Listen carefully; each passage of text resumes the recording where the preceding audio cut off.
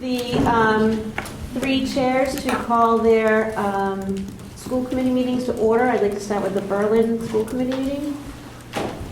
I call the Berlin School Committee meeting to order. And that's at 6:32. Boylston chair. I would like to call the Boylston meeting to order. And I'd like to call the Berlin, Boylston Regional and Union 60 School Committee meeting to order. Great. So welcome. We're getting ready for our big day tomorrow and our first day of school. Always exciting.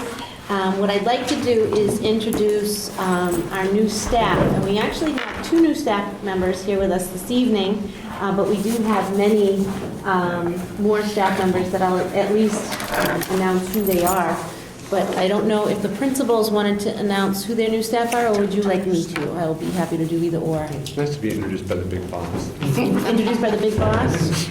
Okay. That's what they call me, I guess. First, I'd like to actually introduce the school committee to our new central office member, is Scott Bashoyan. He is our new facilities manager. He has over 30 years of experience in all aspects of construction and maintenance. He has a bachelor's degree from WPI in civil engineering and project management, and he's the founder and president of Bashoyan Enterprises since January of 2005. So, I'm very excited to be here. Welcome. Welcome. the exciting thing is that this is his second week, and he still shows up for work. They had me working a week before I technically started. Yes, we did. Julie called and said, Scott, we have a meeting about the boiler in Berlin. Would you be willing to come, even though you don't start till next week? And he graciously said yes. So, Scott, thank you very much, and we welcome you. And believe me, we're all excited that you're here. I'm excited too. It'll be a fun challenge. And just for disclosure purposes, actually, Scott went to school with my husband and is a graduate of David Prouty, just like Roger and myself. So we're excited to have Scott joining us on the group.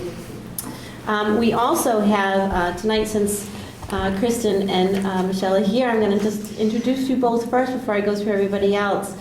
Kristen Hope is our new humanities teacher, also a graduate of Tejanto. Has a bachelor's degree from Skidmore College.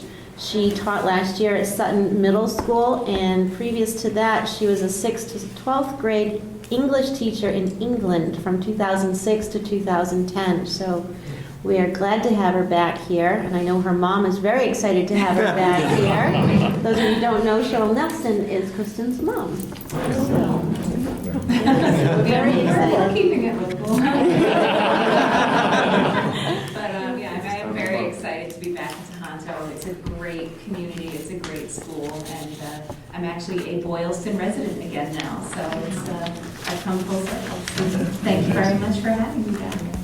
Well, we're excited. We know she's unbelievable. If you could have read her cover letter, it was, I think you should patent it, because it was just an unbelievable cover letter that Kristen wrote. And I said to her mother, I said, couldn't everybody just be this professional and write a letter as well as Kristen did? It was great. And you have a degree in English as well. Yeah. So it showed. It was very, very well written. Next we have Michelle Murray is our new art teacher at Berlin Memorial School. She has a bachelor's degree from Boston College of Art, and she studied for a year at the Parsons Art Institute American College in Paris. And she was a substitute teacher and a summer art teacher for Neshoba Regional School District since 2008. And prior to that, she was in the fashion industry for over 10 years. So we're very, very fortunate to have Michelle. And when I spoke to Michelle, I said to her, you know, we are always short of substitutes up at Tejanto and Berlin and Boylston because she's .4. And I said, please sign up to also be our substitute for those off days, because we would love to have her. So I would be thrilled to. So and thank you so much. Thrilled to be here. Welcome, yes. yes. So I will continue to announce everyone, but those of you who are here for that announcement, you do not feel the need to stay. We always love to have audience in our meetings, but don't feel that you have to stay here for this whole meeting. But I will say at Tejanto, we have a few new members. We have a new 6th grade science teacher. Her name is Kala Strom-Galuski. Galuska. She actually has a bachelor's degree from UMass, and she was formerly a teacher at Sutton Middle School and an aide at Burgess Elementary School, so in Sturbridge. Matthew Hagar is our new special education teacher. He has a bachelor's degree from Fitchburg State. He was a special education teacher in Spencer and East Brookfield, and prior to that, he was a long-term substitute special ed teacher and aide at Wachusett Regional School District. Tanis Wood is our new physics and chemistry teacher. She has a bachelor's from University of South Carolina, Columbia.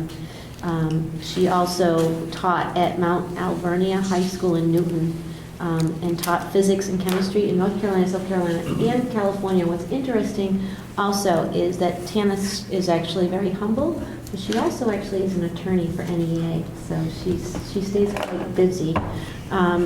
Danielle Page is our new paraprofessional. She was a long-term sub here before. She helped at Tejanto last year. At Boylston Elementary School and Berlin Memorial, we also have shared staff. Two shared staff that we have is our band general music teacher, Catherine Denny.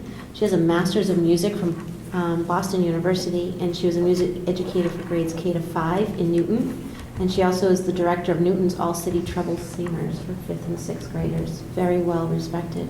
Leanna Parsons is our new ELL teacher, and she has a bachelor's from Northeastern, and she's been an ESL teacher since September 2013. We're excited to have her as well. Boylston Elementary School. We have, of course, Alfred Ace Thompson. This is the new principal. I know he doesn't even think of himself as new anymore because he started in July, but Ace actually has a master's from Plymouth State University, and he formerly was the assistant principal in Londonderry, New Hampshire School District. Prior to that, he was an assistant special education building coordinator and a special education case manager in Epping, New Hampshire School District. And I will say that when I went up to tour Ace's school up in New Hampshire, I was very much impressed with the PBIS, which is our Positive Behavior Intervention Supports, and the programs that he's put into place there. So we're really looking forward to enriching that this year in both of our elementary schools with Ace's support and John's support as well. Nicole Avery is a part-time special education teacher with a master's from University of Phoenix, and she's also was a special ed teacher in Watertown Public Schools. Patricia Shadow is our new recess aide and has been volunteering at Boylston Elementary School previously. And at Berlin Memorial, we have Kristen Collins is a new 3rd grade teacher.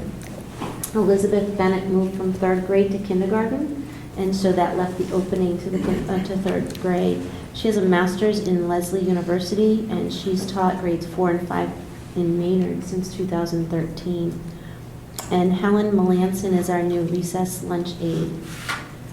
We also have a new library media specialist, Joe Haney, who we literally just hired yesterday, and today I officially met her after introducing her this morning. But she also she was previously a librarian specialist and Leicester Public Schools. So we have a lot of highly qualified, great new individuals. We're very excited. We've met them all, and it's just been, I think they had a great start today. And yesterday, some of them started yesterday because Berlin and Tejanto started yesterday, and Boylston started today. So I think we've got a great start to the new year, and I think everybody's really excited to start tomorrow. I don't know if it's just me, but that's the feel I got. So, anybody want to have any comments about the new staff or anything? Or Ben's thumbs up. 2 thumbs up. Okay. Yeah, I think the interview committees have done an outstanding job.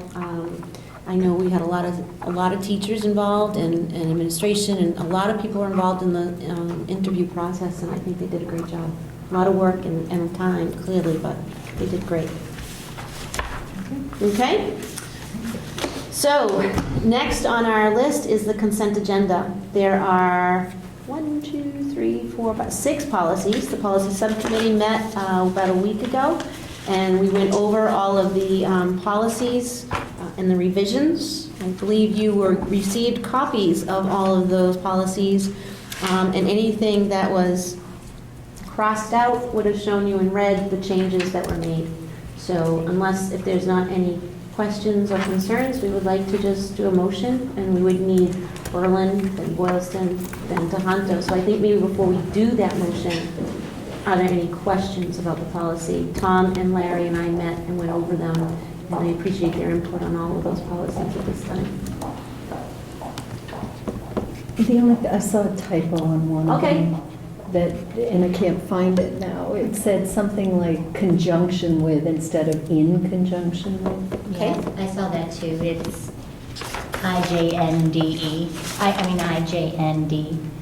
Okay. The access to digital resources one, just in your. Yep, I see it right in the very first one, Right. the superintendent in conjunction with. Right. Yep, I And on fixed that it. same one, on the bottom of the first page, I believe it should say, after the crossed out bits, it should say specifies instead of specified. Yep. Okay, changes noted. Anything else? All right, so if I can have the Berlin do their motion. Do I hear a motion to approve the consent agenda? So Aye. moved. I'll second. Or do I have a vote? How do we vote? What's the right words for this? Yep, so all those in favor? All those in favor? Aye.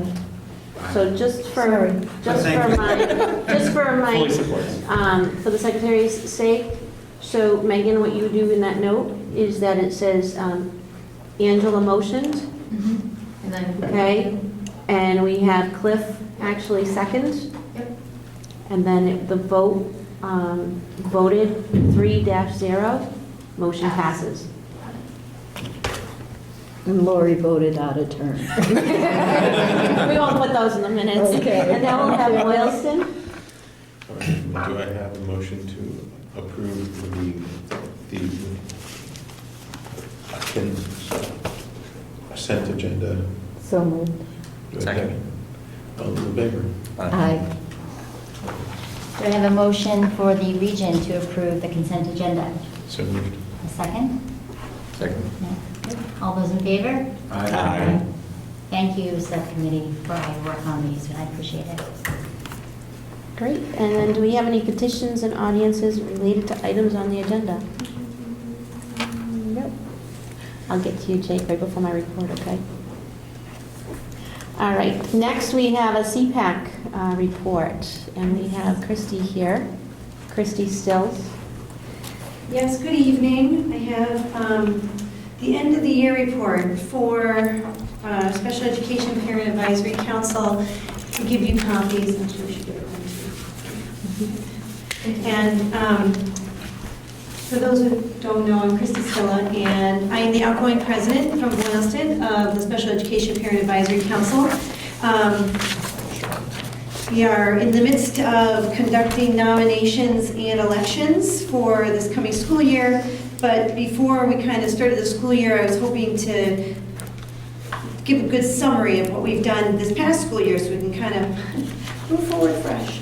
So you'll see in your report, we named our officers, and all of our officers actually are expiring terms this year. So the whole board will actually be turning over one way or another this coming year. In addition to the Boylston co-president's under report, we didn't have a Berlin co-president this year. We're hoping to have one coming forward for this coming year, and you'll see all grand faces coming to present to you. I did want to tell you about our all-school involvement this past year. We continue to serve on various groups in the districts and attend school committee meetings. We have representatives involved in the BES PTO, Tejanto PTO, as well as school councils at BES and Tejanto. We have members that have served on the literacy committee, and of course, we always like to see more involvement from Berlin parents in this area. We sent representatives to present information at open houses in elementary schools, kindergarten orientations, and preschool info night. We like to talk to parents about what our role is in the district and how to get in touch with us in case they would need our help, parent to parent. Our community involvement this year involved a lot of social media and publicity forays into, our website was updated. We have two Facebook pages. One is a general announcing page, and one is for members or anyone from the community who would like to see and ask questions and see our events. And we also spent a lot of time this year helping West Boylston CPAC get off the ground. They are now fully operational over in West Boylston, and we plan on doing another program with them in March. But we were helping them get their bylaws set up this past year and helping them with recruitment. So it seems like that was a really well received involvement, because they really enjoyed bouncing ideas and asking questions of our board. All right, and so moving on to what we did this year, our programs included our National Inclusive Schools Week is always in December. We really like to stick with this literacy theme, because the literacy theme in December was what it means to be a good friend at the elementary school level. And it was a curriculum-based writing project. BDS and BMS both did fabulous, having every classroom participating in one way or another. And at Tejanto, student groups kind of led this theme of inclusion into their different events. We had our several speakers this year. Sherry Foy came in November and presented ADHD strategies for school and home. That was really well received. Karen, of course, we always thank her, Karen Molnar, for directing our annual Parents' Rights and Responsibilities. And then in March, we did a co-hosted program with West Boylston CPAC, and it was about creating a vision for your child as part of the IEP. And that was so well received over in West Boylston. Between the two groups, we probably have to get a larger room next year, because we did it in a classroom and we probably had 20 plus parents there. And so we're thinking when we do our presentation this year, it's going to be it's called Choosing and Crafting Your Destiny. And it's also put on by the MassPAC and the Federation for Children with Special Needs. And it's about making not just a vision for your child for the IEP, but trying to figure out where you would like your child's special education needs to go in the world, and all the different avenues that are available to them using technology, et cetera, et cetera. And so that'll be in March. You'll hear more about it. And so we need to expand our room next year. Our membership here has been steady. We still have 91 members. We had 91 members last year. People move in and out, so it's good to see that we continue to maintain strong membership. I'd like to talk about our Excellent Educator Awards. We talked about this in the spring, and we were so honored to have 19 teachers and staff who were nominated by parents who were some sort of educator for their child. So we had 5 from Boylston Elementary, 4 from Tejanto, and 9 from Berlin Memorial, but it was really 10 because one teacher was actually nominated by 2 different families. So it really is significant how these educators impact our kids, and they were all honored in different ways, however the school honors each group. We did a lemon pie fundraiser last fall, and we're actually going to do it again this year. We were able to give out 2 $300 scholarships at graduation this year, and if we have another successful pie fundraiser this fall, we can do it again for this coming school year. So that's our goal. So look for signs and add us at your open houses. And if you will check out our website, you will see all of our minutes, all of the end of year reports. Upcoming events are there. Our bylaws are on there. And we have a resource section now for special education parents as well. Let's see. All right, here we go. Our goals for the past year. We met a lot of them, but we have crafted new ones, as always. So this year, we are going to continue to maintain strong communication with our Director of Pupil Personnel Services and school committees. We will continue to attend district school meetings and give input to programs and policies. We plan on working with all 3 principals to increase awareness of our mission, our activities, and promote our group to teachers and staff. We're going to maintain that CPAC website, updating and enhancing its content. providing an ongoing resource to parents of official education process and laws, and we'll, of course, continue to bring quality speakers to parents in the community. We added 8 new ones, or some of them aren't new, but goals that we need to do a better job at completing. We want to continue to maintain a strong presence during National Inclusive Schools Week and possibly expand it a bit. Number 2, inviting staff administrators to our events and presentations. We'd like to get a big, greater involvement from that. And of course, we'll continue Excellent Educator Awards, Senior Scholarship Recipients, the Lyman Pie Fundraiser. We want to work towards establishing a parent-to-parent support group in the district this year. And this year, we also want to start doing some Skype options for our programs as well as our meetings. And of course, building our membership list this year will be top priority. We are going to do another parent survey. We've not done a parent survey since 2008. And so we feel that probably the needs of the district have changed since then. So in the next couple of months, we'll be surveying our parents and members of CPAC to find out what they want to do, what the programs are looking for, and any concerns they have. And lastly, always want to thank our school committee, school administration for your continued support of our activities. We put a note at the bottom. It's gratifying as a parent to know that your voice is listened to and your opinion is appreciated, but this is very true because without all of your support and a cooperative relationship, we couldn't do all the things that are in this report because we really do need and want to work really well together with all of you. So even though I will be stepping down and have new leadership in there, we are very fast on keeping this relationship going. So I thank you all for everything. You have really kind of given me as a parent and support and the confidence to be able to come before everyone and be able to build CPAC. So we'll keep it going. But does anyone have any questions? Lori? Just a comment. I think we've told you a number of times how incredibly impressed we are with your leadership of this group.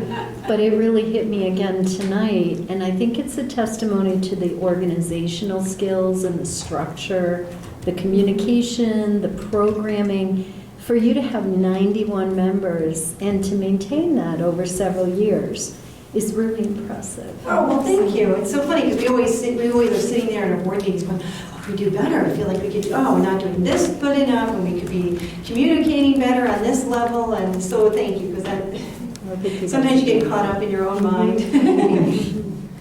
And I will say too, Christy, it was great. I met with a couple of the members and Christy 2 weeks ago, maybe, was it? We met because there was a concern about some of the substitutes and substitute parents and how do they know how to work with children with special needs. And so we brainstormed about a protocol and what we can do and put into place. And I appreciate the openness of coming to me and talking to me about where those concerns are and how we can really work together to make those protocols happen, because I don't know all of those aspects of what's happening all the time. And Karen doesn't know always either. So to get that feedback from CPAC and to be able to work together to put that, and we're doing a Google Classroom and we're trying to look at some of the forms, and Christy, you just sent us another format today of maybe this would work, and I did like that one much better than what we had looked at the other day. But I just think working with the CPAC has been just a positive experience, and I hope it can stay.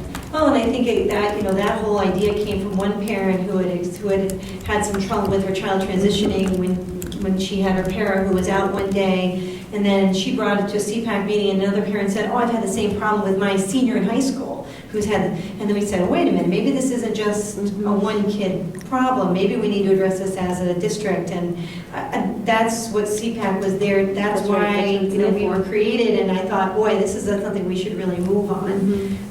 And then it led to a different conversation of, well, do we really know what the needs are? Maybe we need to do another survey. So that's how the whole conversation starts, but it really, hopefully. But I think CPAC, they see an issue, in my experience of what I've seen here in the last 3 years, is that you see an issue and CPAC will say, not just, oh, well, there it is and there's a problem, but try to advise, okay, let's find a solution to the issue, and that's what you're there for. Try to help find solutions and try to work together with schools, and I think you guys have done a great job. Yeah, and that will continue with, and I'll still be involved doing my thing on the side. But yeah, this has been a great experience for me, and I'm hoping that CPAC will continue just to be that strength that it always has been since I started in this district. So, yeah, so we'll introduce you to all the new officers in the next couple months. Thank you. Thank you. What I would like to do, if the chairs don't mind, I'd like to just move up. We have a Tejanto topic, a business item A, and Jake is actually here to talk about it. It's the After-School Revolving Account Club. So for those who aren't familiar, when there's a club, a new club that's started, school committee has to approve all before school and after school clubs that are new.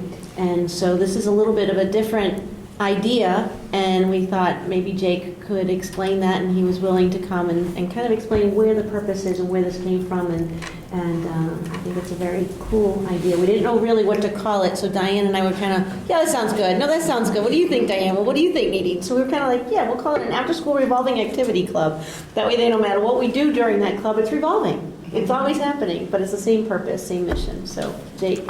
I hope we don't use that name for the kids because they won't know what the heck's going on. No. We just need it for the sake of Right. where the funding goes or Right, whatever. Diane told me that this morning, and I want to thank Diane for the opportunity to get up here and speak. And I'm going to, you said something to Christy, Nadine, about seeing something that's wrong or seeing something that you want to do better or fix. And that's really how this came about. Mm-hmm. And I got to say, it's connected with Diane Tessera's leadership because that's the kind of administration that she runs. It's very open. When people see things that need to be done, she allows them the freedom to go ahead and do this. And this whole idea for the club, I just want to briefly give you some background information on this. If you don't mind if I just call it the Middle School Club for short. Sounds good. It came out of the Youth Risk Behavior Survey, which was done in the spring of 2014. And we sat down with somebody, I'm on a committee with Diane called the Crisis Committee. And it's made up of several of the administrators and the guidance people and the school psychologist. And we sat down and looked at the results of that. And what came with the results was that there was two of the issues that still stick in my head. One is actually a current issue that we read about in the newspaper, and that's the increased use of opioids by kids. And the other is anxiety, that those are two issues that came up a little on the high side here at Tejanto. I'm not here to say there's a problem with opioids at the school, I want to get that clear to begin with. But those are just issues and red flags that came up for me as a school psychologist. And we talked about, this committee, we talked about things we could do to address this issue. And we talked about programs for parents, what they can do to help kids in those areas. We talked about education for kids on stress management and things like that, which we have done in the past. And really I might jump around here, but actually what we've done is Diane's come up with a series of things that we are going to do for parents and for kids around those kinds of issues and around maintaining mental health. But the one thing that we came upon was what can we get kids doing that's going to promote their mental health, that's going to put them in situations where they're going to have to shine, where they're going to have to enjoy themselves, they're going to have fun. And the thing that came to me was something that Heidi McDonald ran years ago, was after-school clubs.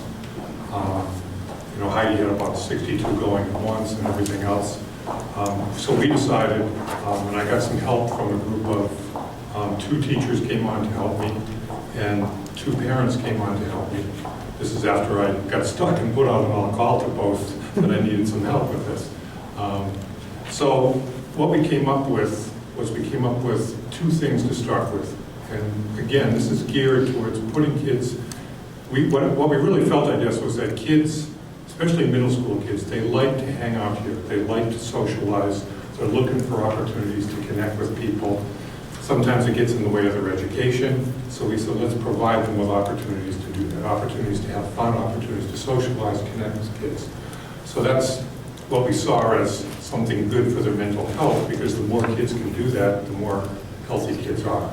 They learn to deal with each other in a variety of different circumstances. So we put out some ideas with clubs. We initially had like about 10 or 15 things, and we narrowed it down to just 2. We said, let's start small. There was, one of them was, actually it wasn't called karate, I think it was called martial arts. And we had someone from the community who a parent highly recommended as being very skilled working with special needs kids. And we said, boy, that's just a person that we want to have in here. We interviewed him. He sounded good. So we offered that as one option. And then the other thing was we just came up with this thing called the Game Club. And what the Game Club was just kids staying after school to play games. And it's not video games, but it could be board games, other kinds of, I know there's some role-play games that they've got involved with. But basically, a group of kids that came and just played games. And we said, look, let's offer it. If it bites and there's enough kids, we said we needed a minimum of 10 kids. We figured somewhere between $25 and $30 would be the fee for being able to participate in the program.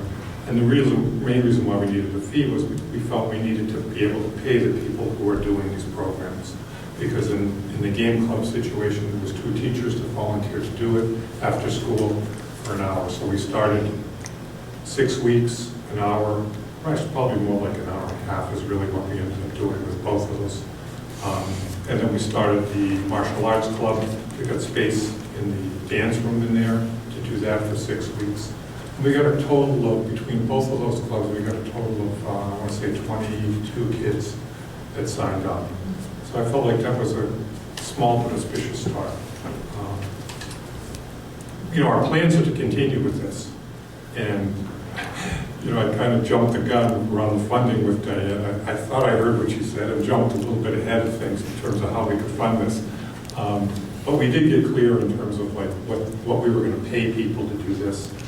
What's the stipend for the teachers if teachers want to do these. So our plan is to offer more.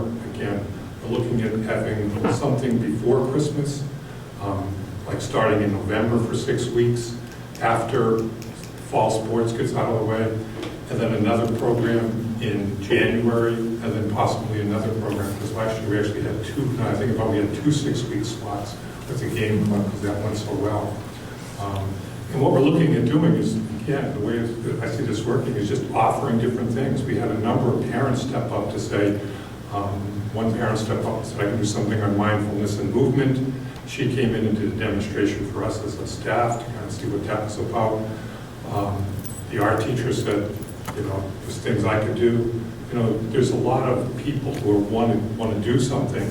So our plan is to offer programs to kids, primarily middle school students, and with a nominal fee that would cover our costs. We're not looking to make any money, but just to be able to pay the people who do these programs. And see what's out there. So we might offer, 6 programs in November, and if we get signed up for all 6, 10 people with all 6, then we'll go with them. If we don't, then we'll just drop the ones we don't have enough enrollment for and go with the ones that we do. So it's really a flexible program, and I also see the curriculum changing too based upon student needs. We too had a survey that we are sending out and had sent out, but we need to get more feedback from parents because there was some issues that came up around transportation home, things like that. So we want to find out what are the roadblocks that prevent people from participating in this and see if we can address some of those as well. The bottom line is it's good for kids. I had a teacher today who did the game club and he said to me, I can't wait for that to start. Are we going to do it again? And he said, because it gave some of the kids who weren't connected with sports and didn't have a chance to shine in other areas to kind of be there and connect with each other. And to me, that's great because it's better than going home, hopping on the computer or going home to an empty house or whatever else is going on for some kids. Any questions? No? So I guess this meeting center would be somewhat of a revolving account. Right, this way here, the purpose is the same purpose, it's stemmed from the same, reason and rationale with why, but we would be able to just allow it to flow of where the interests are every 6 weeks or so, or however many times. We do it twice, we do it 3 times, however, but it will allow, the kids to be able to pick the interest of what it is that they want to do at the end of the year. And it's not just a set, it's just games all the time, or it's just, martial arts, or wherever their interests are. Great. It's a And great we'll, idea. as Jake had mentioned, we have a survey already put together. They have a copy of it. Yeah, that you have received, that we'll be sending out to parents, just so we can gauge, what activities students may be interested in, as well as, Jake said, what roadblocks there are as to why possibly students can't participate, and we can see if we can do anything about that. Okay, so we need a regional vote. This will be a regional vote. Okay, do I have a motion to approve the middle school after-school revolving activity club? So I'll second that. Okay, any other discussion? All those in favor, say aye. Aye. Great, well done. Thank you. Thank you, Jake. Thank you for bringing it to us. So I'm actually going to start with my report, but before I do, I was asked by a few people today if I would show the school committee what I presented to the teachers this morning. So it's just a quick, and especially since Paul was on a ladder moving a light so we wouldn't have any disruptions, I definitely should show it.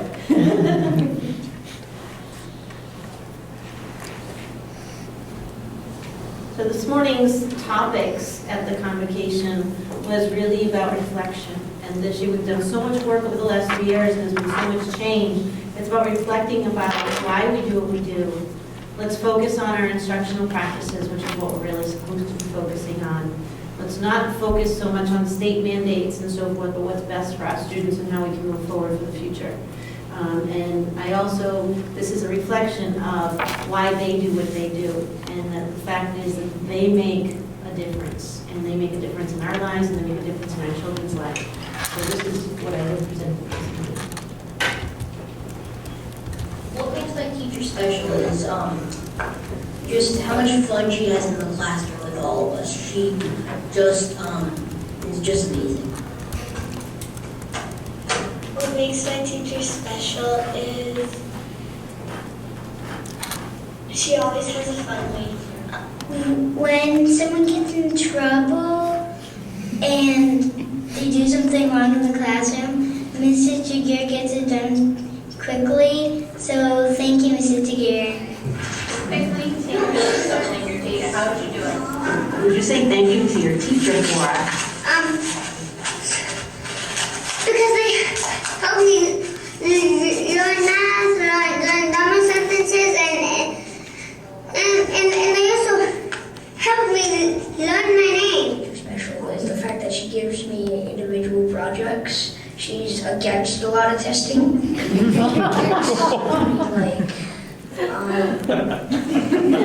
one project she gave me, you have to build a model of a house. The way that my teacher is special because she takes care of the problems right when they happen. And Mrs. Wheeler for being very nice to all the students.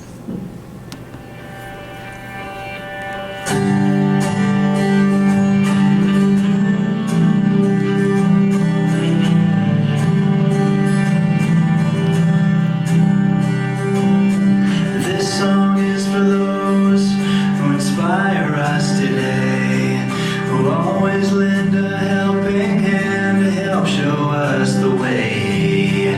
This song is for those who see their students through the tough times in their lives. For that we say thank you. You have made a difference. You have shaped our minds.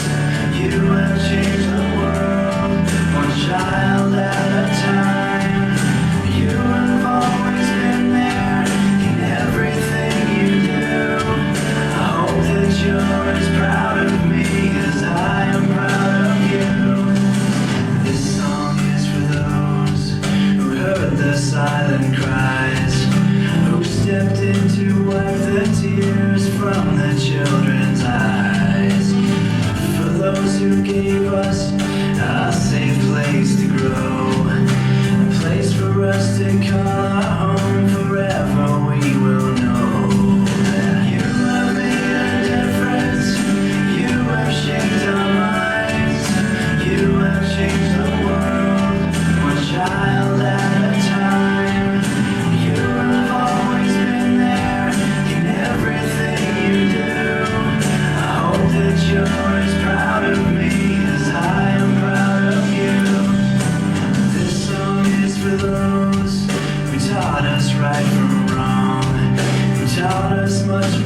learn their craft to help our minds grow strong. This song is for those who guide us through and through, so that we can make a life. For that we say thank you. You have made a difference. You have shaped our minds. You have changed the world, one child at a time. You have always been there in everything you do. I hope that you're as proud of me as I am proud of you. As I look back on my life and to the path within my reach, I hope I can change the life of those that I teach. I can make a difference. All I do is try to see a different world through the children's eyes. And I will always be there in everything I do. I hope that you're as proud of me as I am proud of you. I will always be there in everything I do. I hope that you're as proud of me as I am proud of you.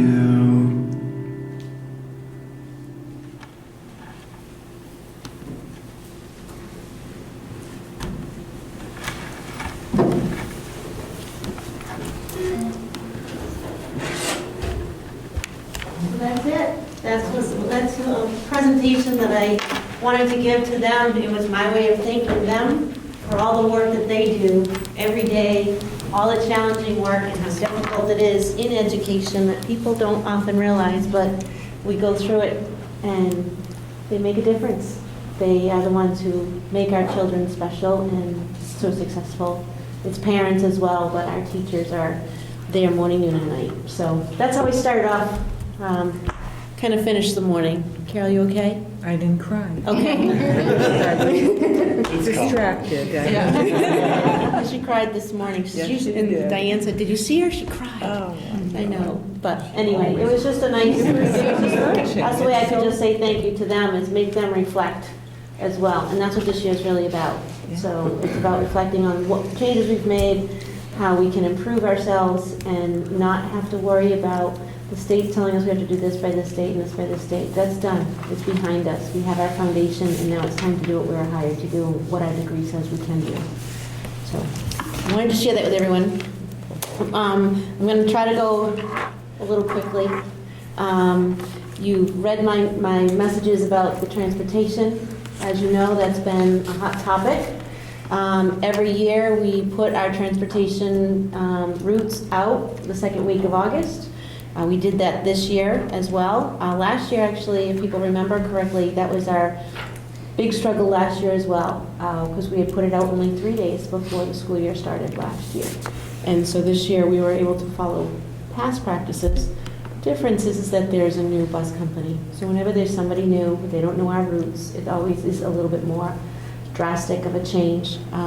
Also, what we've done in the past is when there's been questions or concerns, we haven't made any changes to the routes. We've gone through the routes, we've followed the routes, we go to the stops, and we make tweaks and changes along the way. What we have done is we have tried to make as many changes as possible before the school year starts, so there's less of that has to happen after the school year. It is what it is. We're working on it. We've been working on it as much as we can, the best way we can. I do want to say a couple of things. This is the first year that I've actually started. This is my fourth start. And this is my very first year that I have a full-time business director on board who takes on this role. And so I'm very grateful for that. She's not right now, but I am. Because I've had to deal with this in the past on my own, and at least we are able to work together on this. Julie has done an incredible job at taking over the reins and trying to get these routes done. Doesn't mean everybody's happy. It doesn't mean everything that they've requested is what's there, but safety is first. And whenever there's a concern or question, I will continue myself and Julie as well. I will stop at stops like I've done every year. If there's still a concern after the year starts, I will follow routes if I've had to, like I've done before. It is not uncommon. It just hasn't been as prominent in what you're seeing this year. So we continue to work on that, and I also want to thank Paul Mara, because right now he's actually over there while we're in our meeting, right? Well, it's the truth, because they're going to go, how'd that happen? Those routes are actually getting revised one last final time and being reposted again for tonight, right now, as we speak. So we literally just got them, at 6 o'clock, 6:30 tonight, so. During the meeting. We're trying to do as much as we can before the school year starts, rather than after. A quick question on that. So when you go through the process, and again, Julie's probably one of the most popular people in town right now, right? Depends on who you ask. Yeah, popular doesn't always mean good. Just but the processes that you intake, revise, review, does that have to then go back to NRT, I'm guessing, right, to the bus company to make sure that They're it's... part of every email. So that's got to be circulated, so it's not just a, hey, can you tweak it? There's a pretty substantial process that has to happen. Yeah, it is, and actually, they've been involved. I've kept Jackie Dorio, who's been fabulous, and Karen Beju, who also is from NRT. They have been amazing to work with, and I am so glad that we are working with them. You know, a lot of bus companies, and I think, you know what, honestly, Ken, I think you see more school districts than probably everybody here put together. But I think you could probably even comment on this, not to put you on the spot, but I think, you know, but I'm going to. But I think, you know, every time there's a new bus company, you see the most hype whenever there's a change. We've had the same bus company for 5 years, and now we have somebody new who doesn't know our roads, who doesn't know anything. So that's always a change. And they have been driving around out in the roads and doing the routes. I know this past weekend for sure. But I think what you hear is sometimes some bus companies will say, no, this is the stop we've done, this is what we've done, and they walked away and said, this is our stop. That is not what NRT is doing. They are working unbelievable with us, saying, okay, well, let's see what we can do. Let's see if this would work. Let's try this. So they've been extremely amendable, and I commend them for being patient with us, as well as the parents being patient with us as well, trying, you know, on both sides. So it's been a work in progress. You see this every year, just this is more so because this company is new. That's the biggest piece, but we have been working on it nonstop, and I want to thank Paul and Julie for their work on this as well. All right. Thank you, Julie. The other piece, I'll talk about my goals later in the meeting because those are further along. And one other piece I wanted to update you on is before we left at the end of the school year, we were all very excited about having a Chinese summer program. The students from China were having difficulties getting their visa to come into our country. And so they kept bumping it. First it was a 3-week program, then they said, well, we'll just do a 2-week. And I said, that's fine. And then they bumped it a week.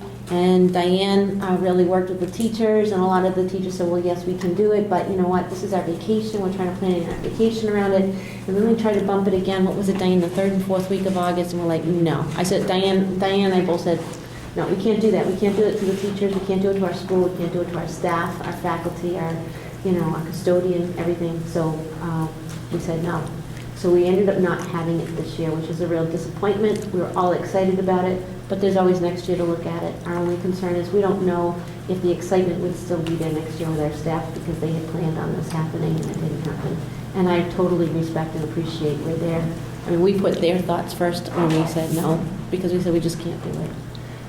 But we're going to try it again and see what happens. I think we'll just try to do the planning sooner and tell them they need to get their visas and so forth sooner. It wasn't on our end at all. We had everything planned. It was just the way that their timing was working out. So that's that with mine. I'm done. I promise. I promise. Next, I'll have actually Julie talk about the Director of Finances. Okay. In your packet, you had reports that just show where we ended FY15. It's being audited this week, so these aren't the final numbers, but I don't believe they'll change at all. So, and also with the revolving accounts ended, we had some that we were able to keep more money in the revolving account, and all of those numbers are there. So if anyone has any questions about it, we can go over. But there's also in there a facilities report that has some things that we need to talk about. We met with the selectmen last night about the new biomass boiler that we want to go for. And They're going to have a town meeting later this month, so we need to vote on an article for that. We also have a water heater there that's failed that needs to be replaced as soon as possible, but if we go with the biomass boiler, we won't need to replace that. And they've also had issues with their sprinkler system due to a break in the electrical panel. So all of that's happened in Berlin. We have nothing at Boylston to report. And Tejanto, they've received another temporary occupancy permit. They're waiting on final approval of a septic maintenance plan before we can actually get the permanent occupancy permit. So. Can I ask a question about the region revolving account? It's, I mean, on the one hand, it's remarkable how close most of these are to what was projected, but clearly school choice looks very different. And I just was curious what the explanation is for anticipated expense versus the actual, which created a much bigger starting point for us this year. There was a combination of money that was unspent at the end of the year for a multitude of different reasons. I could go over them all, but there was unspent money. We kept it in school choice to help offset the deficit. We were creating a structural deficit there, so we put it all back there. Okay. And on the athletic side, it looks positive. More revenue than anticipated slightly, and actual expense was significantly less than expected. Does that affect thoughts around athletic fees this year?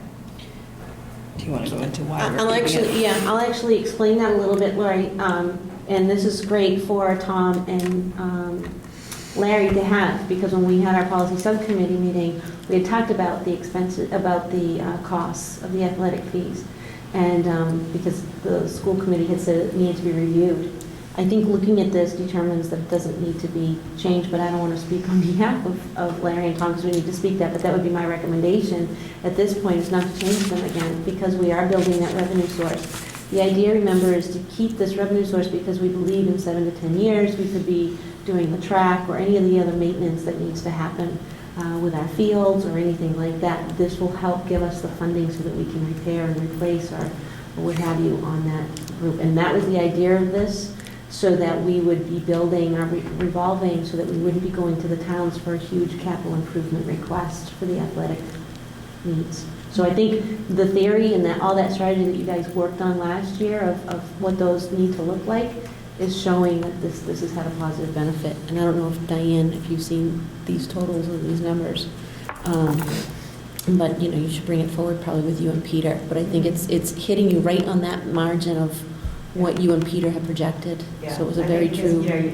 we're looking at substantial ticket items to resurface the track, as well as we have to remember, we have a sprinkler system that we never had before, and if something goes wrong, with that sprinkler system, and even, just the regular maintenance of that, of getting it started in the spring and blowing all the lines out for the winter so they don't freeze, as well as, finally our fields are beginning to look like they should, and we want to make sure that, they are kept that way with a maintenance program as well as a fertilization type of program. Mm-hmm. One of the things that would come up in the conversation, well, we don't necessarily have to change the fees now. We are going to want to see that with a total increase each year, so that as we do have a large expense, we don't have to go asking for the money. And so, it isn't with that large a change now, but next year is going to look bigger, and next year is going to look bigger, but that's the plan. Yeah, I think it'd be helpful to know what is needed, though, too, just to make sure we don't get to a place where people are paying fees and the expenses are not anything close to what those fees are. And this is actually a long-term planning too, so it's not, each year expense, what's it going to be like in 5 years or in 10 years and so forth. So this is really, I think this is really smart planning on everybody's part, especially on the school committee's part, because you are planning forward for those types of things. And I think at our elementary schools, we don't have that ability to do that. And I think that's what gets us oftentimes with our capital improvement. In Berlin, for example, with the boiler, that we don't have any revolving that we could say we're putting in towards our capital region. You're allowed to do those types of things, so it helps you. All right? Do we need to vote in the article? So we need Berlin at this point in time to vote on an article for the boiler, for the special town meeting. And Julie just has some language that she just wants to give out to you. So I'm kind of copying what we used last time to vote it. I'm still waiting for the selectmen to tell us exactly, or actually FinCom, the selectmen have kind of left it down in FinCom's hands as to where we're taking the money from. They think it's going to be stabilization. For the purpose of replacing one boiler at the Berlin Memorial School. So that's exactly what we put last time in. So this would cover us. If we get the grant, we go forward with the biomass. But if for some reason we can't get the grant, that would also allow us to use that money to go forward with the other plan of replacing it with the exact same boiler. So that would be my recommendation for the wording. And that's the Last same. time we were using them, is that the same wording as last time? Yep. Yes. Because last time it was more than just the boiler unit, right, that we were replacing? It just says one boiler is all the word that we Yeah, use. just want to make sure it's not restrictive in that you think it's enough, because kind of what we're doing with our plan would be with this, if the pellet stove doesn't work, right, is to basically repair what we have, right? Okay, I just want to make sure that the wording covers that. We don't have to go back to them for that. Well, that was my question to Julie, actually, was it repair or replace? So should we be quote that putting we have- repair/replacing? Yeah, The quote that we had would actually Just to cover ourselves? Yes, that would be my recommendation, just to make sure. Just to cover yourself? Just And put do you have to say repair/replace. in the warrant what funds it's coming out of? We do, we're waiting for FinCom to tell us. Really, I'd rather not come out of the stabilization fund, I'm with you on that. and any influence we can have there. The other option they're saying is the Highland Common Mitigation Account. I don't know exactly what that is, but that's Yeah. the other option that the selectmen have put out there to FinCom. So you both know what that is? Okay. Cliff, you know what that is? Do you both know what we're planning to do with the biomass boiler? The report that we have on that and the funding that we're looking to get? Just want to make sure you guys are up. Yeah, I feel like I have comfortable with a that. general sense of it. Okay. Yeah. One thing we talked a little bit about last night too, kind of after this, as we were walking out, is maybe a week before this special town meeting would be to do some informational session, with the community to get questions asked and get it out on the table. I think that's a Like an great, open People may forum like have- you did last time? Yeah, I think that's a really great worked out idea. well. yeah, that's a great idea. Absolutely. And you just state that the agenda is about the boiler, questions that they have about the boiler, and you have that open forum. I think the community in Berlin loved that you guys did that, and you had a topic and so forth, so that would be a great idea.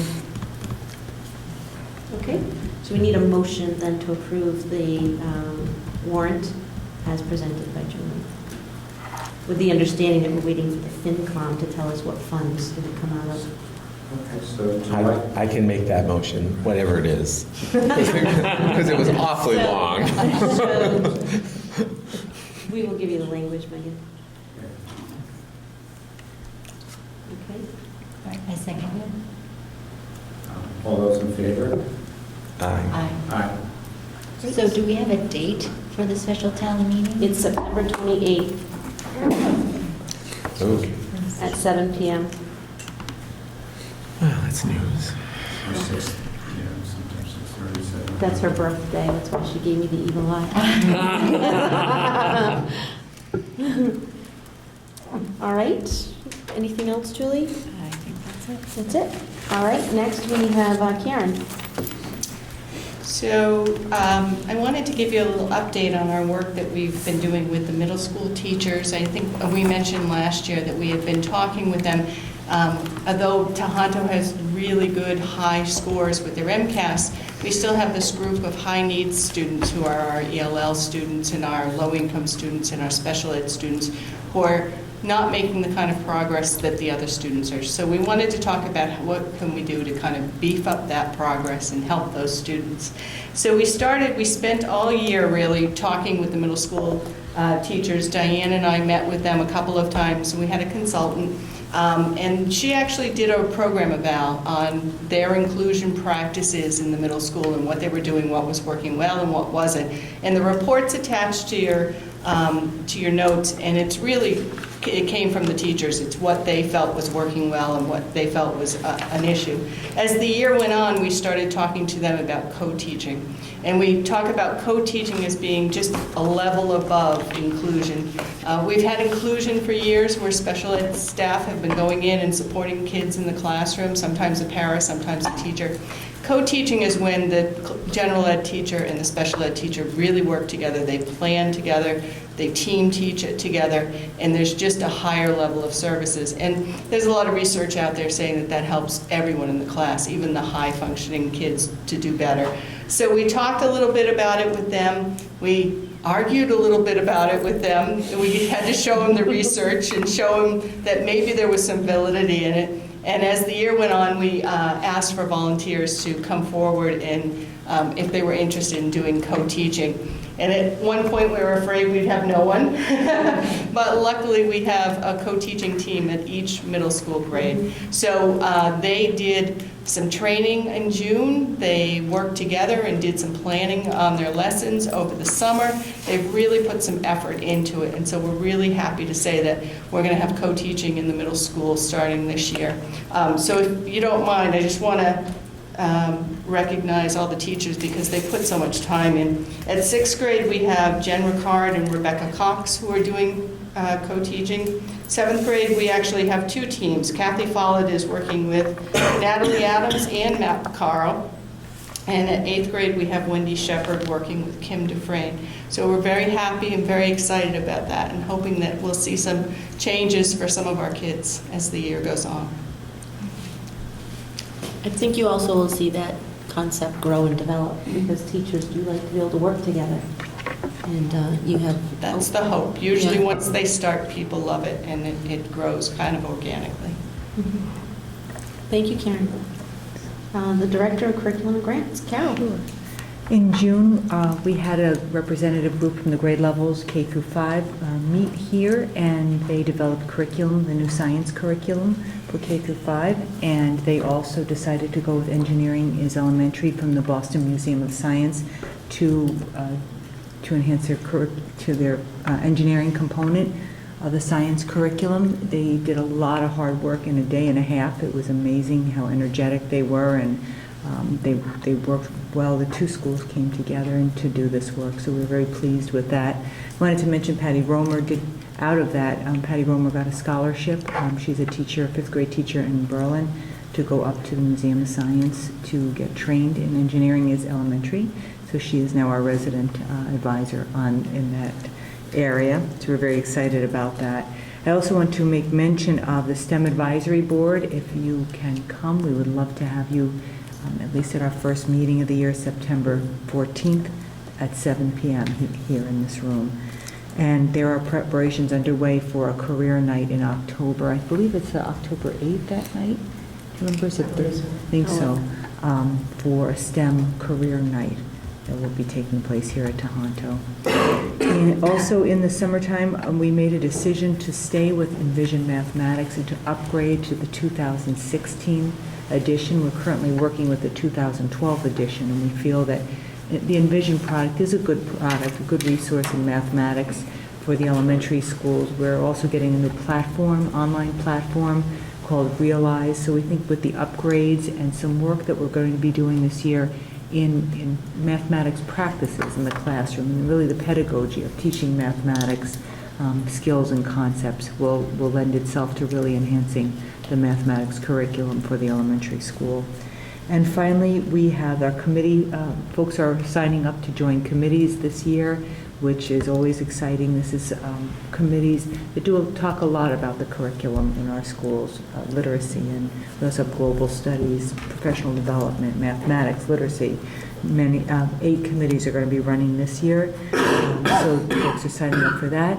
They're also signing up online for professional development already this fall, so they receive the professional development opportunities for those days that we have to do that work, and they're already registering for their workshops as we speak. And I am very busy writing grants, trying to write grants for our Title I, 2A, and a number of private grants that are all coming at us at one time. And the good news, by the way, is we did get the kindergarten grant back again this year. So in some, not quite the amount we've had in the past, but we have funding. So that's a huge help for us. I think what's important to say about that, Carol, is I think when we finalized this budget, we weren't counting on that money. No. Right? So we weren't counting on that money, so that's money that we didn't think we were going to have in our elementary schools that now we're going to have, which is fabulous. Yeah, very happy about that. All right. Thank you, Carol. Next, we have Paul Mara. So, I guess you got my report, so that you can add bus routes up on line 3 times revised.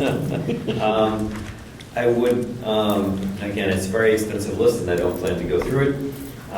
What I would like to do is I'd like to commend Dave McCarthy, our network specialist and technician. Probably 3/4 of what you see in that list were either his direct responsibility or him and I working together. So he basically did about 3 summers worth of work in 1 summer. I'd also like to mention that this morning, when I had a chance to speak to the whole group, I mentioned equity. A lot of what you see on that list is about bringing equity both to all the classrooms, but as well as across the 3 schools. So as you see that list of things happening, it's not things happening in isolation at Berlin Memorial or Tejanto or Boylston Elementary. It's across the board. And so, again, I really think Dave has done a lot to do that, but I think the direction of central office has really brought it that way as well. A couple of things I do want to point out. We have virtualized just about all of our servers at this point, so maintenance going forward on our servers should be decreased. Typically, we had about 3 or 4 different servers running the nursing software, the lunch software, the library software, locally, as well as just a file server, print server type thing in each building. So that was really times 4 because we have that going on in the central office as well with the business software. And so Dave has worked to consolidate that down to basically pretty much 1 machine and a backup per site. So we'll be able to, again, reduce costs going forward there. And the other one I did want to point out is we are trialing at Tejanto an automated shutdown process for a lot of the computers. The infrastructure here supports it as we are making adjustments to the other buildings and improving the infrastructure. It will support it in those other buildings as well. But we're trying it here, and we hope we'll see a reduction in some of our energy costs for machines that just get left on overnight. Thanks. Any questions? This is a really big list. Yeah. Mentioned that this morning too, I think, at the, at the meeting. Come a long way with technology. It's been just amazing to see all the work that Paul and his department with Bonnie and Dave have done, and Mike Landers helped you with it as well.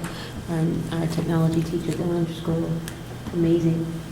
So, we thank them for that, and we know it's always working and always going, but we appreciate all the hard work.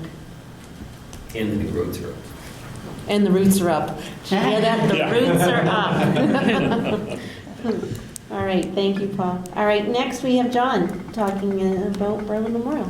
Good evening, everybody. I'll be very brief. You got my report as well. It's been a busy, busy summer. as I reflected this morning, I always think about July 30th, the building will never be ready for the kids to come. And invariably, it is. And so I wanted to take just a brief moment to acknowledge the two custodians in the building, Joe Baldessari and Danny Adams, to just do an incredible job at the hottest part of the year to get that building looking the way it looks today. So I'm very pleased with them. As you're all aware, there have been many issues this summer in my school building.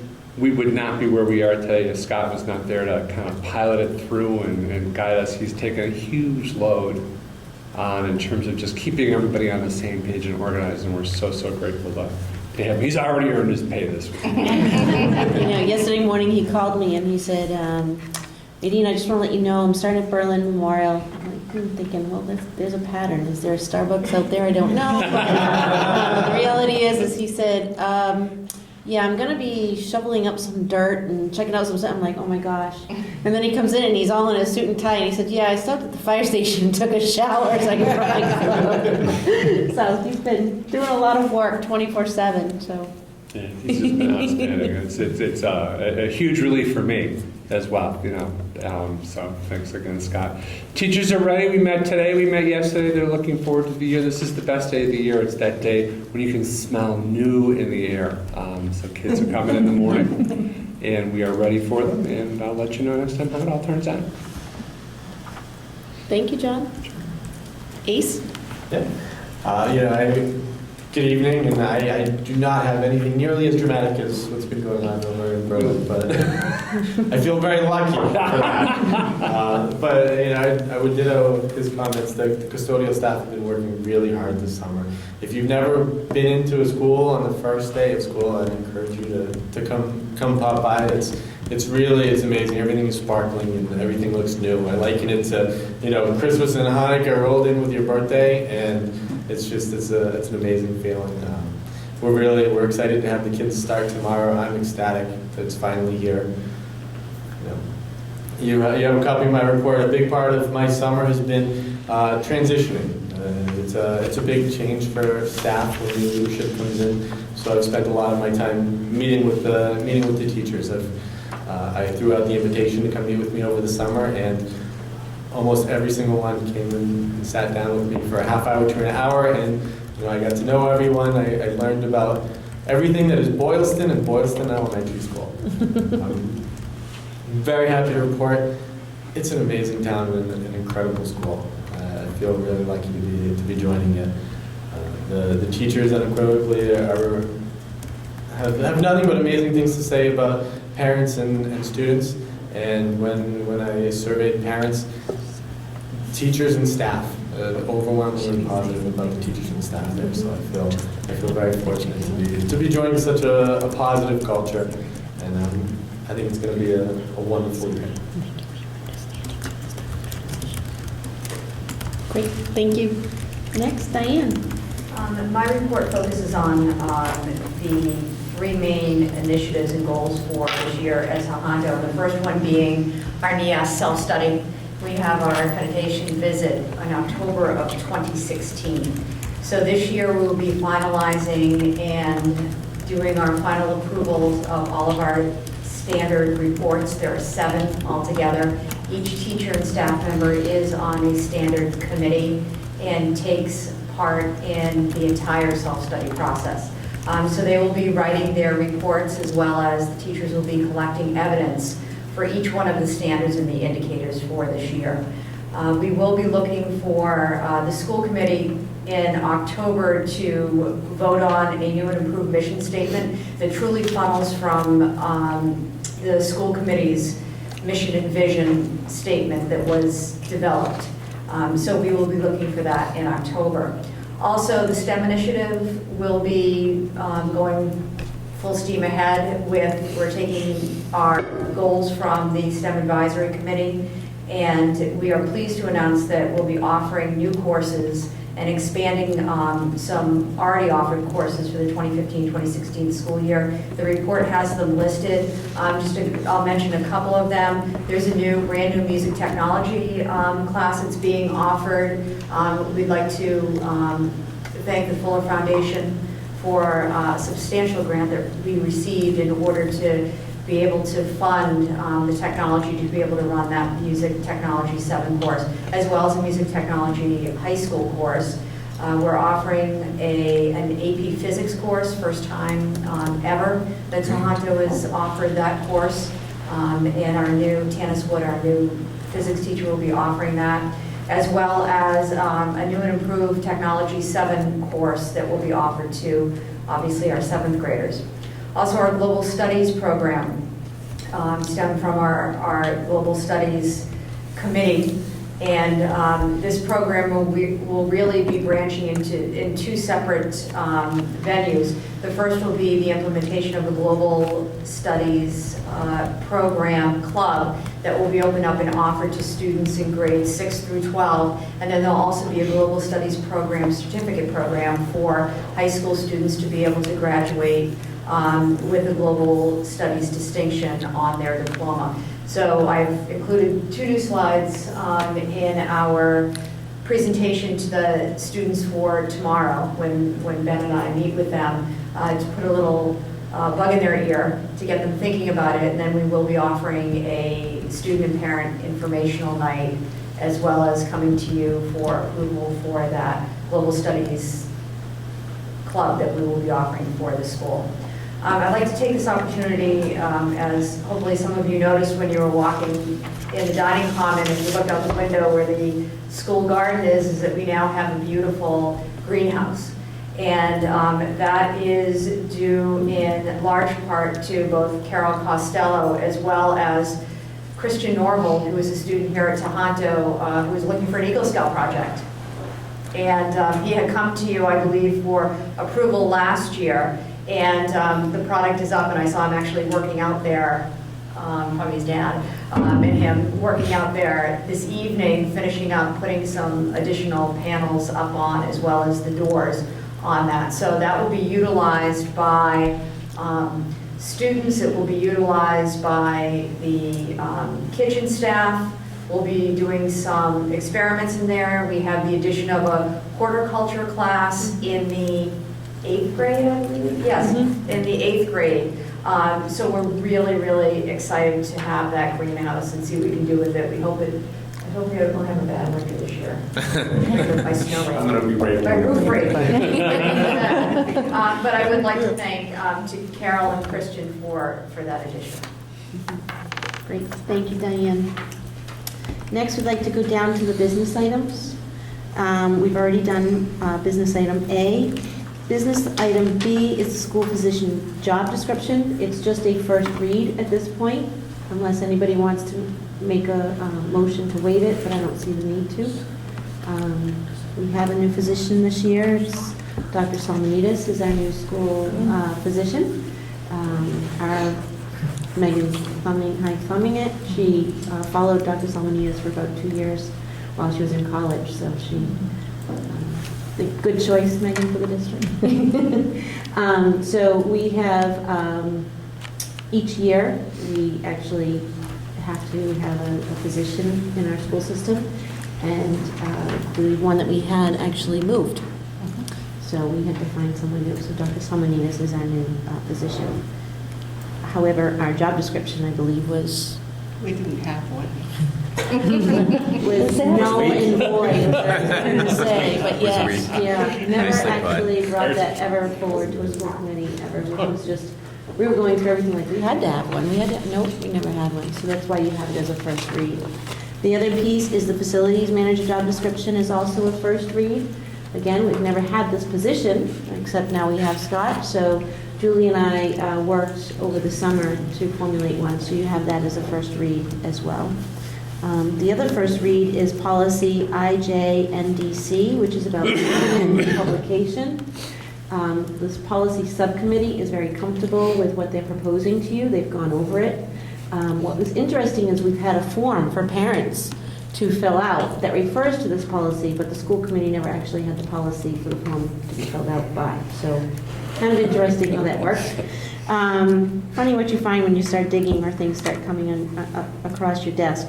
But anyway, so what you have is a first read. Policy subcommittee's already reviewed it. They're very comfortable with those decisions that were being presented. Next is a revision of the 2015-2016 school year calendar.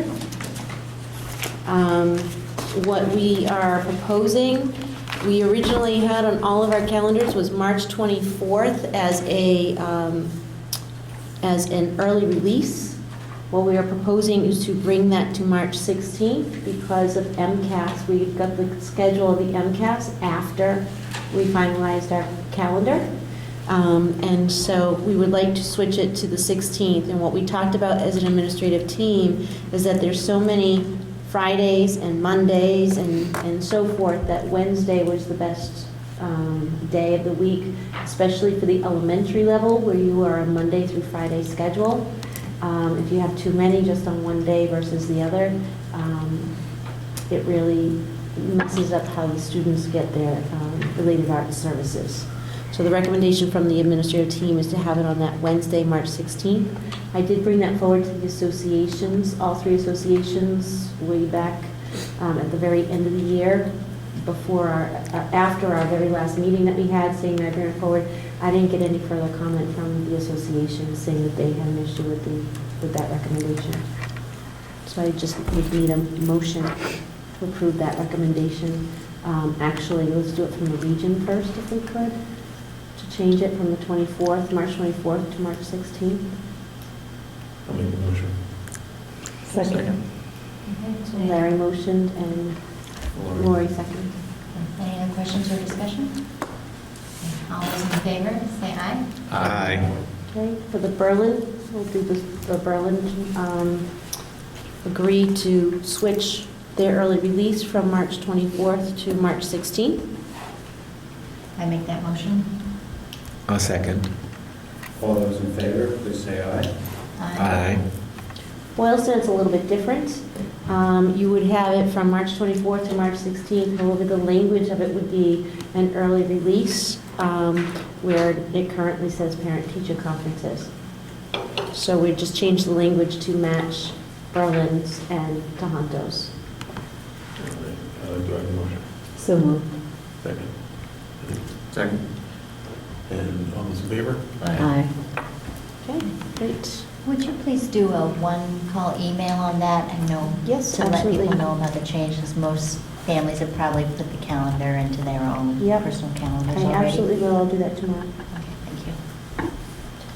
Next is the additional school choice seats at Tejanto, and I'll actually let Diane speak on behalf of that, if you don't mind, Diane.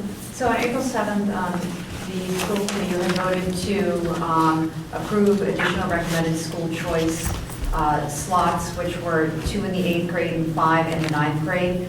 Throughout the summer, I think as most of you realize, there is a lot of movement in enrollment. And with the incoming 6th grade, we had a family move that had a set of twins. We had some other movement. And what I am asking for, requesting, is that we add an additional 4 school choice slots to the grade 6. What that would actually do is keep that total enrollment for the 6th grade to the exact number that the enrollment would have been without that movement. The projected total enrollment back in April 7th was 589, and those included the numbers that have applied to Assabet and private schools. The way it stands now, if the 4 are voted, that we would actually physically have 571 students in the school. That does not include any out-of-district placements or out-of-district students. So we would physically have 571 students in school. So I'm asking for an additional 4 school choice slots to be offered in the 6th grade. We currently also have 4 applications for that 6th grade, so That's kinda- that's why the numbers, it would just be, it would be settling if Diane could give them a call tomorrow morning and let them know that they got their wish. Jane did call too, right? Called all 4 to see if they'd be interested. She called all 4, and they're probably late, but. Oh, so there's still valid interest. Absolutely. Oh, yeah. So I will We get- make a we get- motion to approve. We get calls every day. So this is on the region, Megan? Okay. You already have a motion, is that? Okay. Larry motion. Any other questions or discussion? No, all those in favor, say aye. Aye. Happy parents. Yeah. You have one happy parent sitting at the table, I'm just saying. Staff handbook. We started the staff handbook, we wrote, the administrative team, we wrote the staff handbook last year. And all that we have for today is just those changes that were made to the handbook based on regulations, the date of the meetings, any policies that you've revised all throughout the year. Those are the only changes, except we also did add the suicide awareness and prevention language into that contract too, which is new for this year as well. I don't have any discomfort with that language for the suicide prevention and awareness, but just a tentative recommendation to consider exploring QPR, which is called, it's question, persuade, and refer. And it's a suicide prevention toolkit and program that really is appropriate for everybody, including students. So it might be something to just look into. I don't think it's costly. That's great advice, Lori. Thank you. We can follow up with that, Karen. We're always looking for things like that to help, whenever there's somebody who might be in crisis, young or older, students or even adults. So that's great. Thank you. Okay, so we would need a region to... Just the region only? Yeah, the staff handbook only goes through the region. All right, do I have a motion to approve the updated staff handbook? So moved. Second? Okay, any other questions or discussion? Okay, all those in favor, say aye. Aye. Now you've got me thinking on that. I think we only need the region for the staff handbook. Is the staff handbook? It is for everybody. Maybe we should do, just to be safe, let's do the other. Precautionary. Yes. Yeah, let's do that. So for Boylston, do I have a motion to approve the updated staff handbook? So moved. Second. All in favor? Aye. For Berlin, do I have a motion to approve the updated staff handbook? So moved. I'll second that. All those in favor, please say aye. Aye. Great. Next is the withdrawal of the SEVP certification. This is actually for the region. I'll explain this a little bit because some of you were not here when we decided to do this. We had a presenter come in, I think this was actually 3 years ago now. A presenter came in, talked to us about how we can have exchange students that come in and work with us, but there's a different level of exchange students. Exchange students that are categorized in the S category. What that typically means is that you actually would receive funding that's equivalent to your net school spending costs. And so we were told, at the time, we were just building the school. We weren't in here yet. We were not nearly as, where we thought the capacity was going to be. And we thought, gee, this would be a great revenue source as well as increasing the diversity in our schools. So the school committee had voted to actually have this program put into place. It was probably about a 4 or 5 month process. We had to do applications, we had to submit funding for the application process. We have Homeland Security that had to do an audit of our schools. It was a huge process. We have yet to get one student through this program. And now I recently got notified, and every 6 to 8 weeks, I have to go back in and I have to recertify, I have to change the password. It's a huge process for Homeland Security's sake to do this. We got told that it expired in March and that we needed to renew it. In order to renew it, we go through the process again. And I would just like to say, let's just not do this. We're not getting it. We don't need to do this. We're in a good place in schools. And it's really a lot of work on our end in the background that we're not getting anything out of it. But because you voted it, I can't just send a letter to them to deny it unless you vote to just withdraw from this program. Doesn't mean you can't do it again in the future, just right now, we're just not in a place where we feel this is a necessity. And this is only to Hunter, right? I'm sorry? This is only to Hunter? This is only to Honda. So we need a motion to withdraw. So moved. Second. Okay. Any other questions or discussion? Okay, all those in favor, please say aye. Aye. Super, thank you very much. The next is the acceptance of disclosures. This is new to most of you, and so I want to just explain this a little bit as well. When somebody receives a gift of significant value, they need to get approval from school committee to receive that gift. And it's considered a disclosure. I actually called up the attorney of the day on the code of ethics to find out what procedures I actually had to go through to make sure we were doing this correctly. Ben, Karen, and I have all been asked to go to Shanghai, China. And we will be facilitating a 3-day workshop that we thought was about 6 hours long, that we're now up to 36 hours of training. So this is a huge professional development undertaking that we are doing.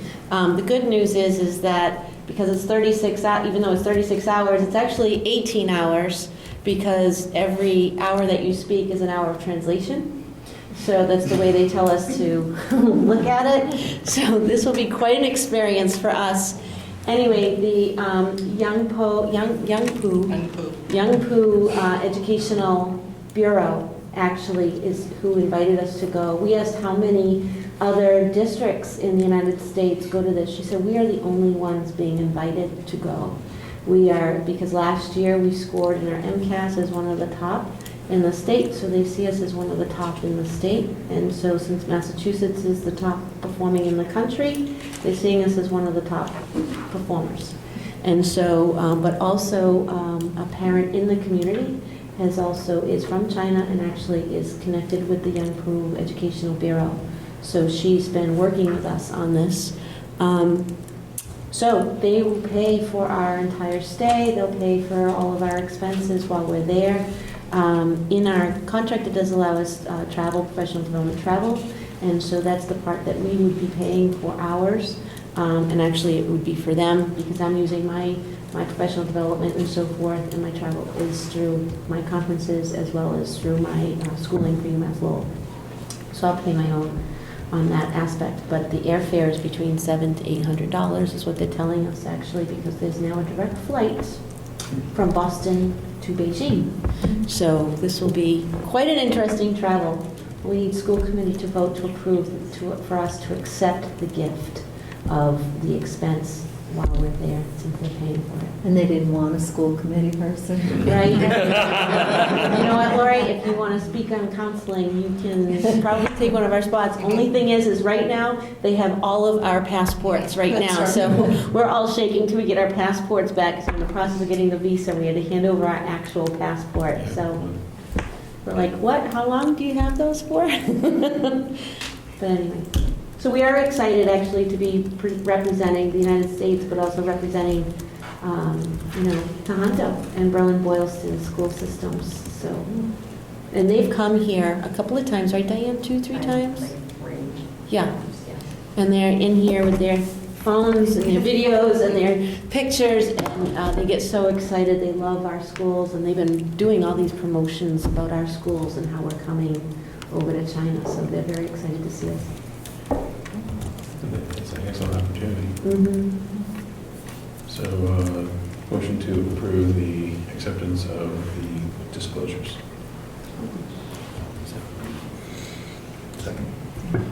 Okay, any other questions? Nope. All those in favor, say aye. Aye. Great. Congratulations. Thank you very much. Thank you. We're excited. Next is the schedule of the building walkthroughs. So when I first started here, each year, at the beginning of the year, school committee would have a meeting where they would start their meeting at the very beginning of the year by doing a walkthrough to the schools.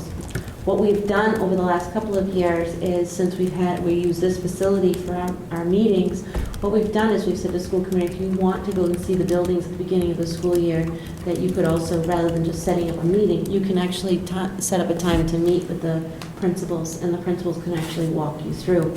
That's up to you, unless you want to actually do it, but you have to post it and you have to announce it, and, just like you do a typical meeting, if you end up doing that as one time. So it's completely up to you how you want to do that.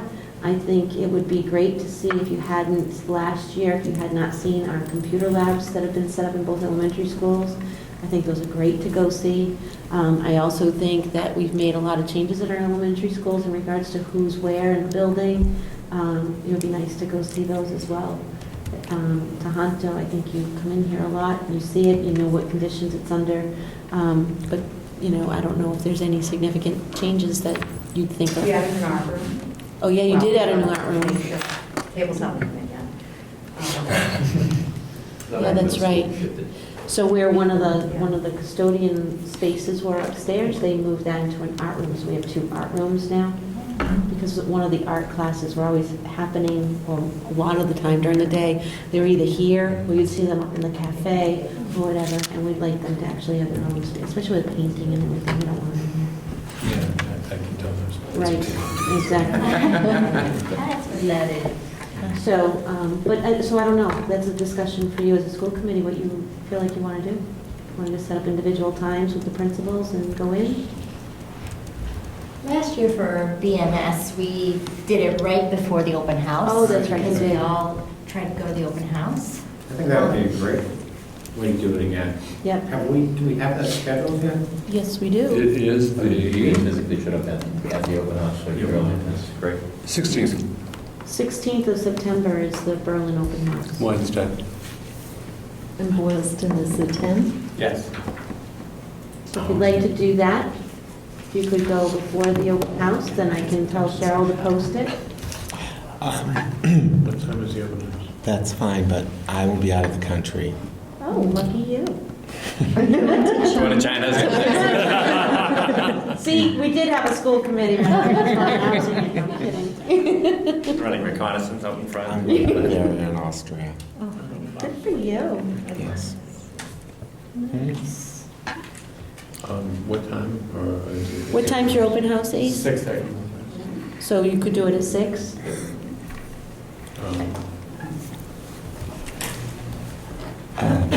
Since I won't make a quorum by myself, would I be able to contact John directly? Absolutely. Absolutely. And Diane, when's your open house? In October.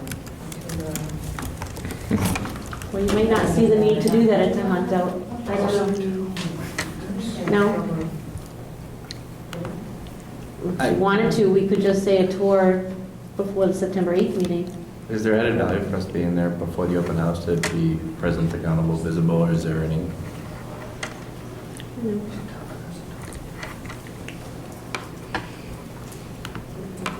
Right, so the VES and BMS open houses, will it be posted half an hour before? Yeah, we posted a half an hour before. I believe it's October 1st is Tejanto's. Is that what you want to do for that one too? Or do you want to do it before the September 8th meeting? You can do that too. Diane can give you a tour half an hour before. That September 8th meeting, I believe, starts at 7:30, so you could do it at 7 o'clock. I won't be here until 7:30, but you could do it at 7 o'clock. That's the meeting at 8. Want to do that?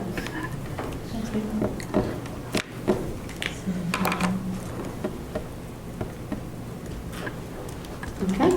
I'll miss that as well. What country? Are you leaving? Traveling to a different country. I'm going to be gone a while. Okay. September 4th to September 22nd, so. Enjoy. Jealous is kicking in, I'm just saying. All right. So for BMS, we do 5:30 September 16th. That'd be okay? Is that too early? 5:30? Because it starts at 6. Starts at 6. Okay, yeah, that's great. On September 16th, you say? Yep. And then for BES, it'll start at 6. Okay? And that's Okay. the 10th. On the 10th. I'm sorry, on the 10th. All right, last item on the agenda is the superintendent proposed goals. I'm proposing to you, I'm considering this a draft version. You can see, if you look at the focus of my goals and my action steps, I don't want to go over each one individually, I know you've all had them. The change has really shifted a little bit, especially the first goal that we talked about with the student achievement. My administrative team and we worked on that on the administrative retreat. I have another one that's really focusing with Julie on budgeting and Scott with budgeting and facility development. And then I had the other one, which is still my course goal, my professional goal. And then I also had given you another goal as well on the community outreach and so forth, and how we can work on that. So the third goal, the wording might be pretty similar to what you saw, but my action steps are much different in all 4 goals. The fourth goal, the first 4 or 5 activities are the same. Some of the others have changed a little bit differently.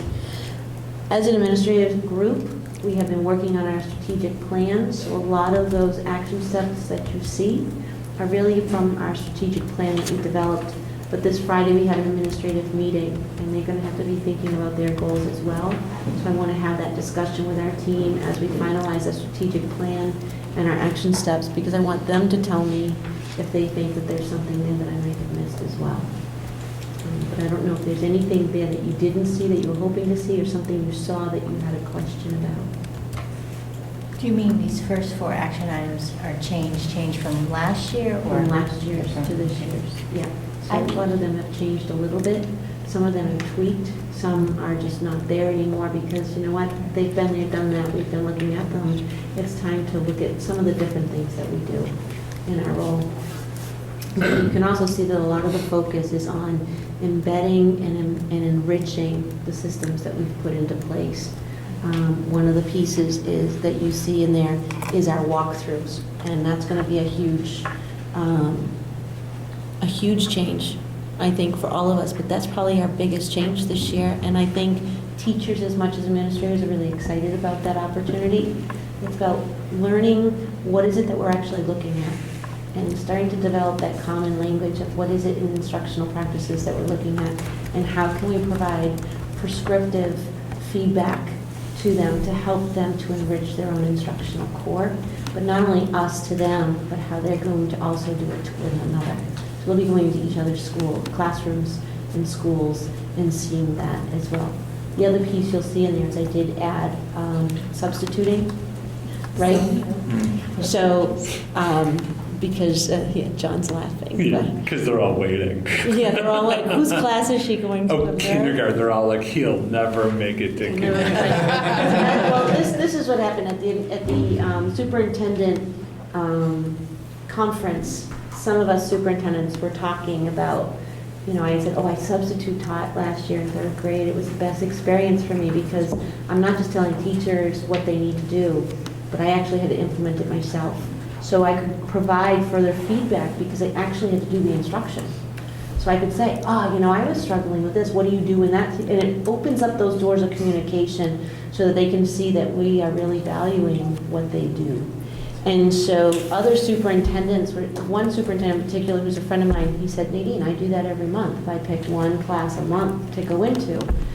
And I said, no kidding. And he said, yeah, it's the greatest thing. And I go all the way through. So I said, that's my goal. I'm going to try. And I put it in there 5 times, but I would love to do it once a month like he did, but I can't. I don't want to say it and then fail. And if it's in there and I can do more, I will. So I said, gee, I'm gonna try to do that. And then I brought that forward to the administrative team, and they all said, what a great idea. So they all want to try it as well. Various times, whether it's a period for the day or 2 periods. Clearly, we're not the substitute teachers on call all the time, but you know what? If we can go in there once a month or every other month or so, and just get a feel for it. I think it's going to enrich those conversations, and it's also going to really help us to see how we can help them in where some of the weaknesses are, maybe in their planning, maybe in the instruction or whatever. So that's just something I thought was Maybe a new cost savings plan. right. So, again, we're not planning on doing it all the time, but just doing it periodically so that we can actually have more in-depth discussions with our teachers. I think that'd be good for the students too. The principals are kind of intimidating to some of the kids sometimes, so it'd be enlightening for them to, to see their principals and admin team are real people too, I had a question about I think it was your second goal, action item 7. You had said building the capacity functioning of our team. What exactly do you mean about building the capacity function? So what we talked about in our administrative team, we've done surveys with ourselves, among each other to say, how is our team functioning? And one of the pieces that we're really looking at as a team is how to build, one of the highlights is capacity. And I've had it in the past up in my office, and we're doing it again this year just to see, because we have new members of our team. And so it's really about all of us taking ownership of it's not my job, it's not Carol's job, it's all of our jobs together, of how can we work together as a team to build our capacity, to help support one another, and not be timid to say, well, I don't really know it, but I'm going to keep it close to myself. But really, let's talk about what are you struggling with and where are your struggles. And part of that is also reading the Thanks for the Feedback book that we started already. And so we have chapters 5 and 6 due Friday. 5 and 6. Diane's going to write that one down. But anyway, so we started doing that, and so that's really what it's about. And it's a team goal, it's a team approach, building our team. We built it, we did a great job with it, and then we have some new members, and you always have to rebuild and redefine it. And it doesn't mean that what worked a year and a half ago might not be what works now. And so we have to always be assessing that to make sure we're hitting our top capacity as a team. Which, by the way, I have to say, I think I have a very competent team, as you can see at this table here. I'm very proud of my administrative team. I think we work well together. We can joke together. We can laugh together. Even Ace already, he's just like, yeah, right. Scott already, a few jokes here and there. But, we get the work done, and we work hard, and we're there to make sure everybody's okay. So that's what I meant by that. One thing I would, I like the communications. One thing I would like to see there is communications improvements or more inclusive between the families and the teacher. Really, I think there's technology we have out there that we're not leveraging to its full potential, about having students' homework online so parents can see it and be engaged with it, having students' grades online so parents can see it and be engaged in it. And I think that there's an opportunity there around communication that I would like us to have much more systematic. I think it's very different from teacher to teacher how they leverage those things, and I think we need to establish some standards, hopefully, and move forward with that. So part of those things, so first of all, that actually wouldn't become my goal. My goal would be to work with the administration on that, and that's fine, however you word it, but I think it's something that we need to push from the top. Sure. Because I don't think we've made investments in these things. I don't know if we've been leveraging them to the way they can be leveraged. And part of those topics that you're talking about also have to do with negotiations. So some of it's contractual, change of working conditions, and so forth. So some of that is negotiations in the contract of language that you have to put. So as we're doing negotiations, and there's things like that we want to do, those are some of the things that we have to make very clear in the contract. That's why some of it has hindered, to be honest, some of the openness of some of the grade book and some of those types of things, and parent access. I totally support it. I think we absolutely need to go that route, but I need to be working with school committees, going to work with me to get that contract negotiated. So we do have Berlin this year, so that's a start. IBB. IBB, I know. It's a good start, but, okay, so if that's all right with you, I'm gonna work on maybe some revisions. I do need to hear from my team about these goals as well, and they'll be developing their own, and then on September 8th, I'll bring them forward for a vote. Does that sound okay? Mm-hmm. Great. Hey, sounds great. All right. Future agenda items. I know, Angela, you wanted to bring up an idea. Yeah, way back from our governance project, a couple years ago, we had talked about a school committee handbook, and that's something I wanted to talk to you about at a future meeting. I would love for us to, maybe in the course of this school year, put together a handbook as concise as possible, but something for us, and with the premise that it will help us all with our learning curves. It doesn't take us so long to get acclimated to our roles and responsibilities and information that we want to have at our fingertips. So I just want to talk about that at a future meeting. And also, along with the governance project, one of our things was monitoring our progress. And I'm hoping, I had talked to Nadine about this when we met at the end of the school year at some point, how I'd like to see us focus more on, maybe at some of these tri-meetings this year, a particular presentation that we want. I mean, the admin team has done an awesome job with their strategic plans, whether it be STEM, technology, literacy, and they have those goals already in there. Sometimes I'd like to get a specific presentation on where do you stand on those goals, what's the progress we've made, or for example, if we've changed a policy, maybe we want to see a presentation on that. For example, we changed the targeting policy in Berlin.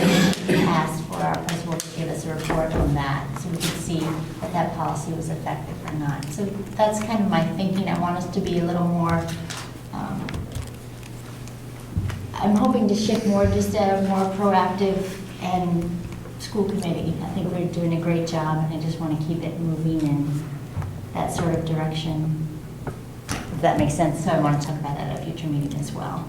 So I guess if you have any specific action items or goals that you have in your mind, either for all three committees or your own school committee, maybe you could send them to Dean. I'd like to talk about I can put that together a list. One of the things I feel like we need to revisit are the action steps that came out of our workshop too this summer. Yeah. Right. Another item I would like to see in a future agenda is, I know budget season is going to be soon here quickly, and I think if we could come together as a school committee on what we would like to see, not proposed, but directives or objectives that we would like to get out of the budget, instead of making assumptions, we can put down in writing what we would like to see covered here.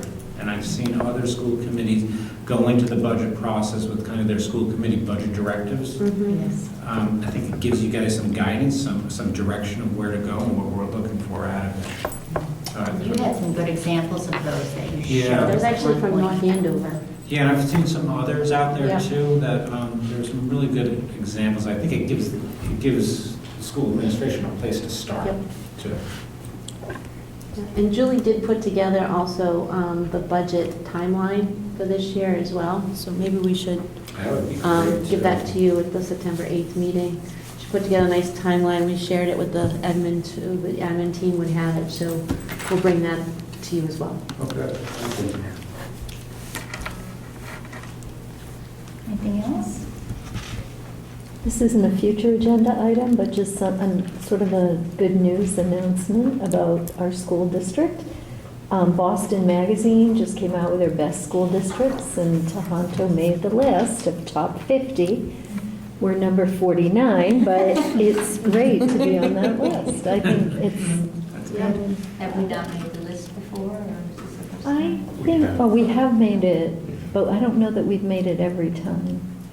I think it's, No, a lot I of don't it's think so. based on graduation rates, MCAS performance, that 100 in the 10th grade English language arts really jumps out at you. Yeah. Because there's only one other in the whole list.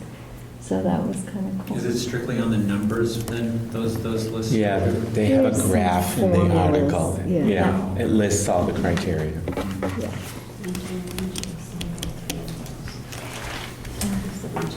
Great, great. So that would be a good thing to tweet, maybe. I will tweet, yes, please follow me on Twitter. I have pictures of Diane and Ben on Twitter in case they were curious to know. We joke around about this morning. I took a picture opening day, so I was tweeting it, right? Yep. So, always follow us on Twitter. We're posting things all the time. The kids are on Twitter now, I see. Mhm. And that's kind of interesting. I have a lot of students that follow on Twitter, and parents and teachers, and because I just tweet things about if I go into a school and I see a picture, and I'll take it and I'll tweet it. I was informed by Diane it's not posting, it's tweeting. She did. I says I stand corrected. Good tweet, the meeting's adjourned. That's right. You can do that. Yes, waiting. Yes. Anything else? So if we can have the region close their meeting. Okay, do I have a motion to adjourn the region? Second. Okay, all those in favor? Aye. Okay, in Berlin? Do I have a motion to close the Berlin School Committee meeting? So moved. Second? All those in favor, say aye. Aye. Do I have a motion? So moved. All in favor?